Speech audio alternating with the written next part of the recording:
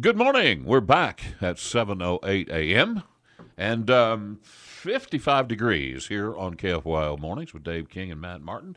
And this morning, Karen Gibson is our guest, Councilwoman, District 5. Good morning, Karen. Morning. So anything interesting happened in your life recently? Well, other than surgery? Or anything? No, no. Been pretty dull around your house. Been pretty dull around my house. It's the same way at my house. Yeah. You know what? Dave does it every single morning.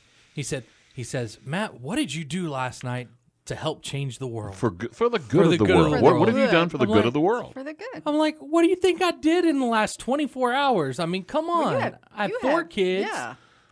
But he asks me every day, and I'm like, I've done nothing. You've taken This care is of what I used to ask. Right. I used to ask this of Landon, and it was a running joke. Every day Landon came home from like grade school, and I said, Landon, what have you done for the good of the world? Nothing. Nothing. Nothing. Well, council meeting last night. Mm-hmm. That's what we're here to talk about. Mm-hmm. So what happened on the council meeting that is of interest to the folks of Lubbock?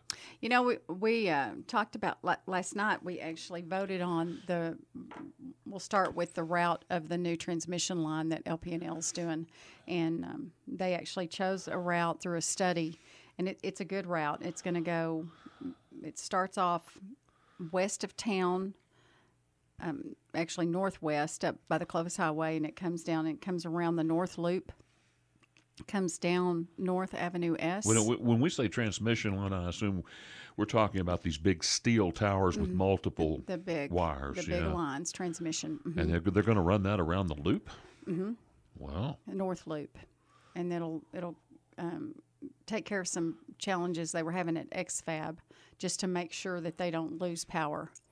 And then it'll come down North Avenue S and then go east on Erskine out to what we call the Hill, out to that station out there. McKenzie substation. Well, yeah. I hadn't even heard that was in the news, so that was being proposed. Yeah, they've been having public meetings out there, out in District 6 and District 1 to let those people out there know what's going on. So are they going to have to take houses? Are they going to have to do no. eminent domain of some kind for that? No, if it ever gets that far, normally stuff like that does not get that far. It's right of way is what they're okay. negotiating so they're just on that. going through Yes. people's property, not actually taking Yes, property. and they chose routes that were very less dense populated and, going through commercial areas. Has there been very much pushback on that? No. No, not at all. As a matter of fact, I think the citizens out there are very happy with it. I do know that the 2 council people that are involved were very involved in the process and kept their citizens very informed. So, no, there's not been pushback at all. They had several routes staked out and had a lot of input on that. Yeah. So what else we got cooking down there at the council? Well, we talked last night about what we're going to do with the North and East Lubbock infrastructure funds. That remember what's been boiling. So was it 2 weeks ago? Y'all got rid of the NELCDC as far as us funding them, right? Or was that finalized last night? We didn't get rid of the NELCDC. We don't do that. But the funding of that, we chose not to give them that grant. Mm-hmm. But you sent the money direct to the neighborhoods, didn't you?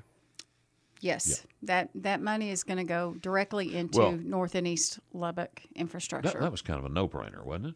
In my opinion, yes. I've been trying to get that done for about 7.5 years. So, yes, in my opinion, that's been a no-brainer. Yeah. That's what needed to be done for a long time.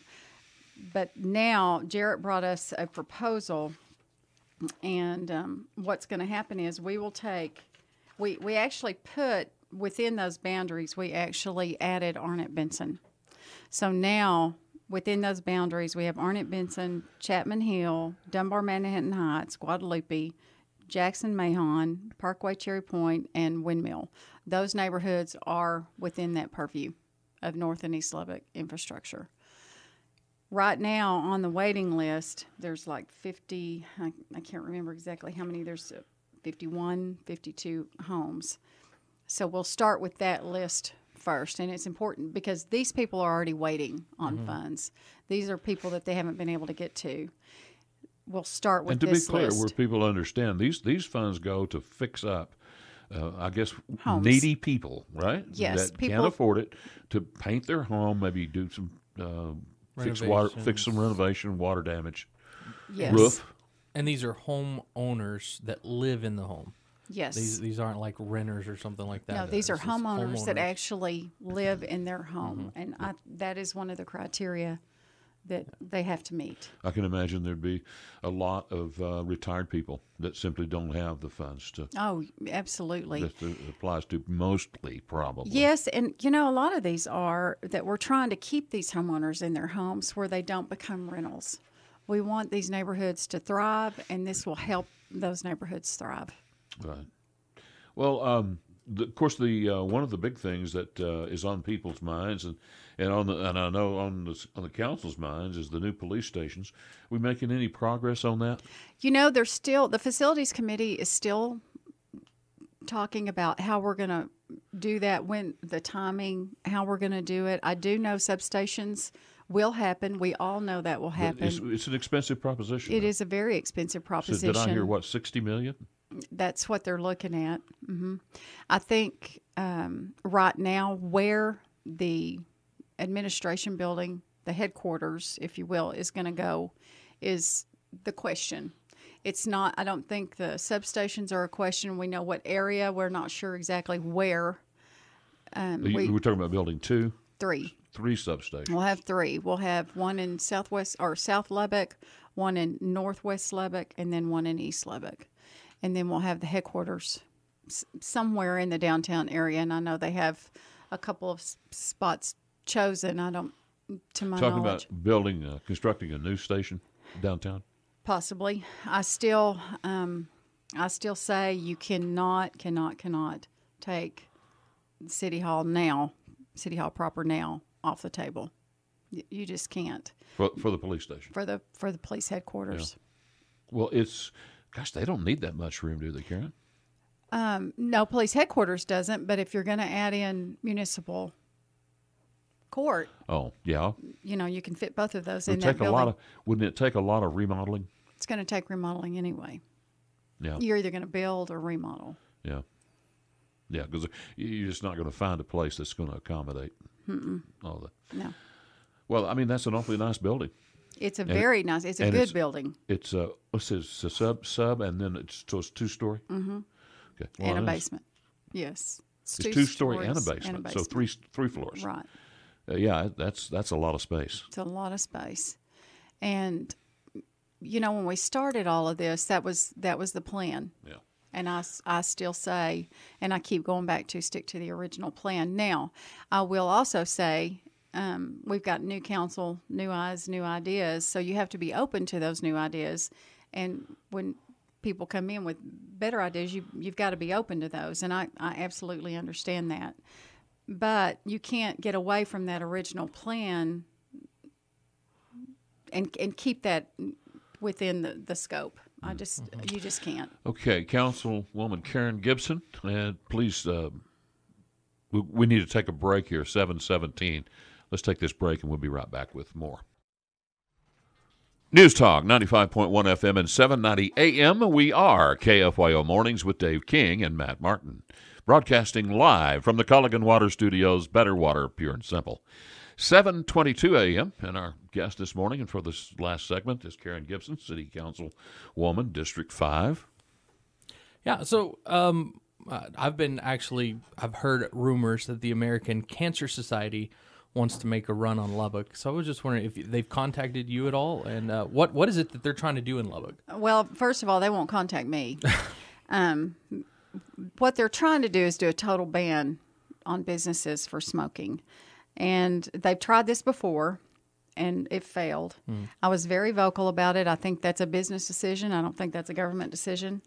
And they'll try again, and we'll see what happens when I'm not on the council anymore. But They won't contact me, I can assure you. So by total ban, what you're talking about is if you own a business, then even your employees, they can't smoke in your business or within a certain probably distance from the door. I'm sure within the business and within a certain distance Or even is what possibly they're trying. the property or, whatever. They are trying to take over that decision from the business owners. Mm-hmm. And I completely disagree with that. I think that's a business decision. That is not a government decision. Yeah. Yeah, that's crazy. And I just remember, I don't remember how many years ago it was, but they had that boy that I guess had cancer or something that they were taking around to all the different cities trying to get it. And Lubbock ended up getting the restaurant ban. We had the ban in restaurants, and me thinking, isn't there a business owner that can decide whether they want people smoking in the restaurant or not? Because, in the end, the business owner can say, well, I would make more money if I didn't have smoking in my restaurant. Case in point, they were really targeting, back when they brought it the first time, they were really targeting bars. And like Cap Rock and places like that, and actually dance halls even.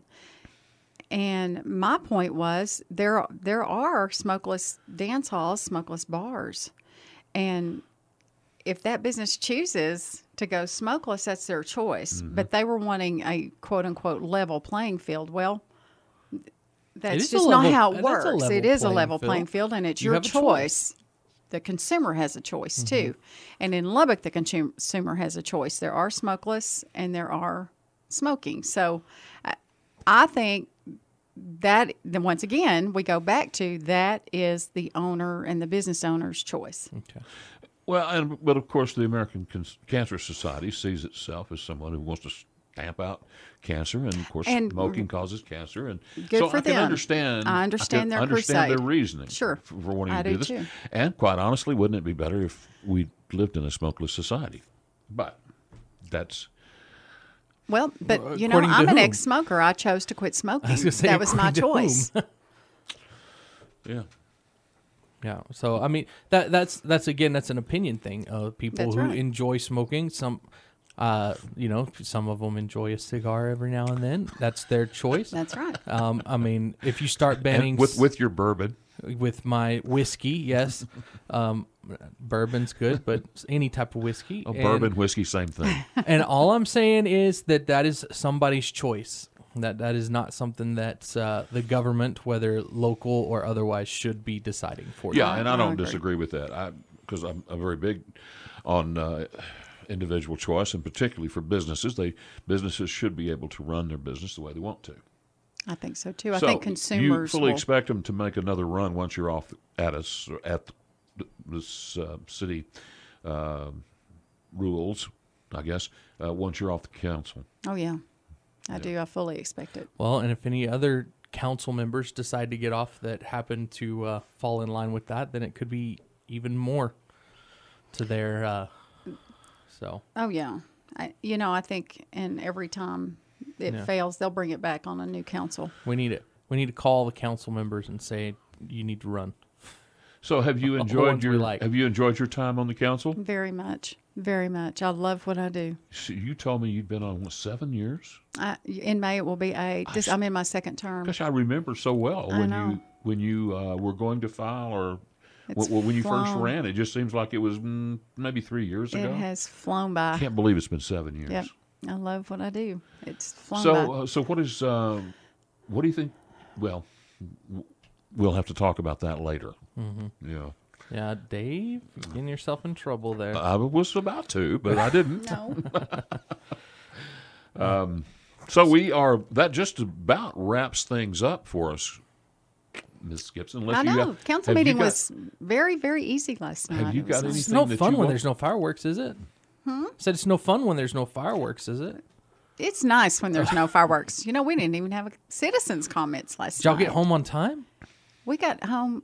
Oh, it was a little after 7. It wasn't bad at all. Wow. I know. It was great. This council hasn't been as rowdy as some others. This is a great council. All of them are so good. They're all different. It's just they're all different. They all have kind of take on their own character, and Yeah. There are other councils that almost came to fistfights. So, all right. Well, thank you a lot, Thanks, guys. Karen. Appreciate you y'all. coming and filling us in here. So it's 7:29, and we will take this break and be right back.